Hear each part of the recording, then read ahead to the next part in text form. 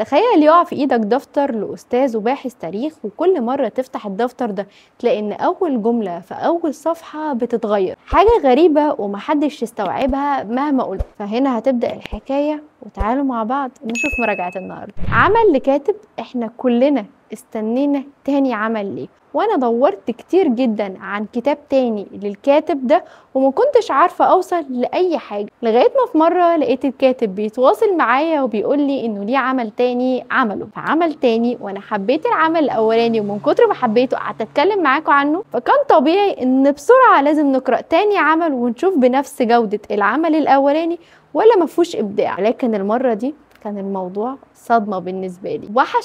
وحشتوني جدا، ووحشني مراجعاتي معاكم، ووحشني اسئلتكم ليا هنا على القناة. فعشان كده دايما بقول لكم اي سؤال عايزين تسالوه لي او اي موضوع حابين نتكلم فيه سيبوا لي هنا الكلام في الكومنتات، وانا كده كده بقرا كل كومنت منكم، وبقرا كل مسج بتجيلي منكم وبتسالوني فيها عن اي حاجه، وده اللي بيحمسني اكمل معاكم. فقبل ما تكمل الفيديو ده عايزاك تسيب لي كومنت تقول لي عامل ايه الفتره دي، بالاضافه تعملوا لايك للفيديو ده عشان نبدا مع بعض موضوعنا النهارده ومراجعة جديدة وما فعله داريوس أو داريوس. عمل النهاردة هو ما فعله داريوس لأحمد ربيع، وهو إصدار دار دون، بس في حاجة غريبة ورا مكتوب دار التدوين ودار دون، فأنا مش عارفة هو إصدار مشترك ما بينهم ولا إيه اللي حاصل. أي كان خلونا في العمل ده، هو تاني عمل أقرأه للكاتب بعد عمل، فاكرينه ولا لأ؟ أيوه، بانسيون باولو. حاسه ان انا العمل ده اتكلمت عنه كتير، بانسيون باولو، من كتر ما انا كان العمل صغير بس عجبني الابداع اللي فيه، والعمل ده بجد استغربته جدا. بقالي فتره كل ما اكلمكم عن عمل اقول لكم ان العمل ده نوعيه اول مره اقراها. هل انا بقول الجمله دي وخلاص؟ اكيد لا، بالفعل الفتره دي بدات اقرا اعمال متنوعه او تفاصيلها وتصنيفها مختلفه شويه. يعني الكتاب ده مثلا فيه تفاصيل تاريخيه هنا بالنسبه لي، وانا ما قراتش اي حاجه قبل كده فيها جزء تاريخي، والجزء التاريخي اللي هنا خلاني حابه وبفكر هو انا ليه ما بقراش في التاريخ. وانتوا لو بتقراوا في التاريخ فعلا ما انا عايزاكم ترشحوا لي اعمال حلوه اقراها، فتساعدوني يا جماعه. بقول لكم عايزه اعمال متنوعه اقراها الفتره الجايه. وخلونا نبدا مراجعه النهارده، وبطل روايتنا هو الدكتور ياسين، مش دكتور بشري، هو دكتور في التاريخ. خليكم مركزين معايا في المعلومه دي. تبدا احداث الروايه فعليا في مكتبه مديح فوزي، وده استاذ وباحث في التاريخ، والمكتبة بتاعته كانت في بيته. ولأن بطلنا ياسين كان على علاقة قوية بين مديح فوزي وما بين بنته ومراته، فكان بعد وفاة مديح فوزي هو على تواصل ما بين بنته وما بين زوجته. الليلة دي كان متواجد ياسين في بيت مديح فوزي بيشرب القهوة معاهم في البيت، وقرر ان هو يدخل مكتبة مديح ويتفرج على الكتب او الاعمال اللي كان بيقراها. بالفعل وقع عينه على عمل وقرر انه ياخد العمل ده، بس وهو بيفتح العمل لقى دفتر جواه تقريبا كان مديح بياخد فيه نوتس صغيرة عن كل حاجة بيقراها. ومن هنا بتبدأ الحكاية اللي دمرت الدنيا أو شقلبت أحداث الرواية. قرر دكتور ياسين إنه يفتح الدفتر ده، بيلاقي جملة في أول الدفتر. المشكلة ما بتبقاش في الجملة دي خالص، المشكلة بعد ما بيقرأ الجملة دي إنه بيقرر يفتح الدفتر تاني، بس المرة دي الجملة بتتغير، وكأن الدفتر جايله عشان يوصل له رسائل من خلال الجمل اللي مكتوبة. وأوقات تانية كان بيفتح الدفتر ما بيلاقيش حاجة، وكأن ما كانش مكتوب شيء. تفتكر لو قلت لحد كده قلت له إنك كل مرة بتفتح أول صفحة في دفتر متساب أصلا ما بتلاقيش نفس الجملة بتتغير أو ما بتلاقيهاش أصلا، هل هتلاقي حد يصدقك فعليا؟ أكيد لأ. كله هيحس ان انت مضغوط وفي مشاكل، او انت في فتره محتاج ترتاح فيها ودماغك قايمه عليك بمعنى اصح. اصل مين مجنون يصدق ان بيحصل كده في دفتر؟ بس الفكره ان ده كان بيحصل فعليا، وكان في رساله من ورا اللي بيحصل ده.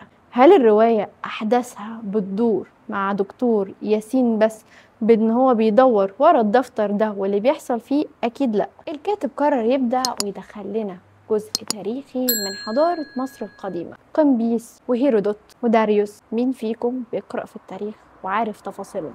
مين فيكم قرأ جزء في التاريخ كان بيتكلم عن بلاد الفرس ومحاولتهم ان هم يستولوا على الاسكندرية ومشاكلهم وحروبهم والحرب ما بين الفرس وكامت؟ المشكلة هنا بالنسبة لي كانت في كل مرة انت بتقرأ حاجة في التاريخ هتلاقي دايما في حاجة مفقودة، في حلقة مش موجودة.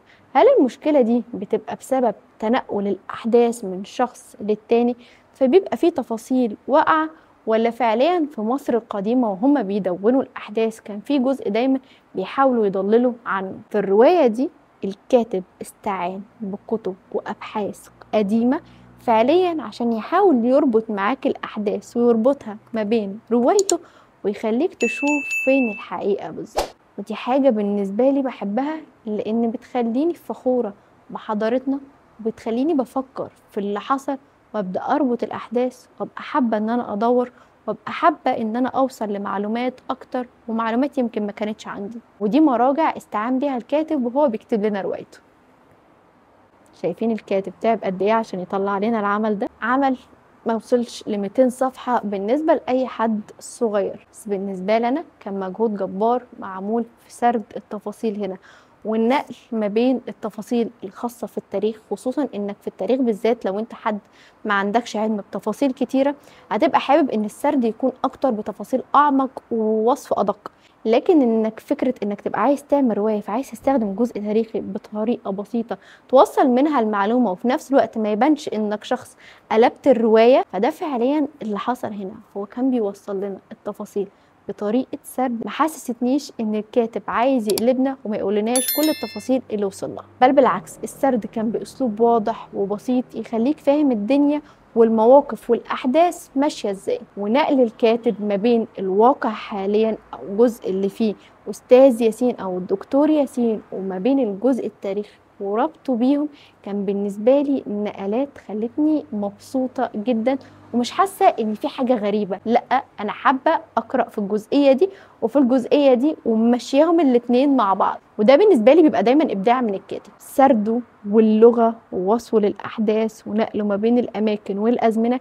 دي حاجات دايما أنا بركز عليها ودي أكتر حاجة أحمد ربيع دايما مبدع فيها. طب هل الرواية كان جزء ما بين دكتور التاريخ وما بين التاريخ بس؟ أكيد لا، كان في جزء رومانسي وأحداث رومانسية هتعيشوها ودوشة بتحصل كده انتوا لازم تقرأوها انتوا. حاسه ان العمل ده بالذات مهما حكيت لكم عنه ومهما حاولت ان انا اكتب نوتس عن تفاصيل اللي مكتوبه فيه او تم سردها فيه مش هدي للعمل حقه. وده يخليني اقول لكم ان انتوا لازم تقراوا ما فعله داريوس او داريوس، في نفس الوقت تكتشفوا حكايه الدفتر الغامض مع دكتور ياسين العطار. قبل اي حاجه عايزاك تعذرني على نطقي للمسميات او الاسماء الخاصه بالتاريخ عشان الموضوع صعب شويه، بس اي كان قبل ما تخلص الرواية عايزاك تسأل نفسك سؤال واحد: تفتكر العاصفة الرملية هي فعلا اللي أدت لاختفاء جيش قمبيز بشكل مفاجئ ولا لأ؟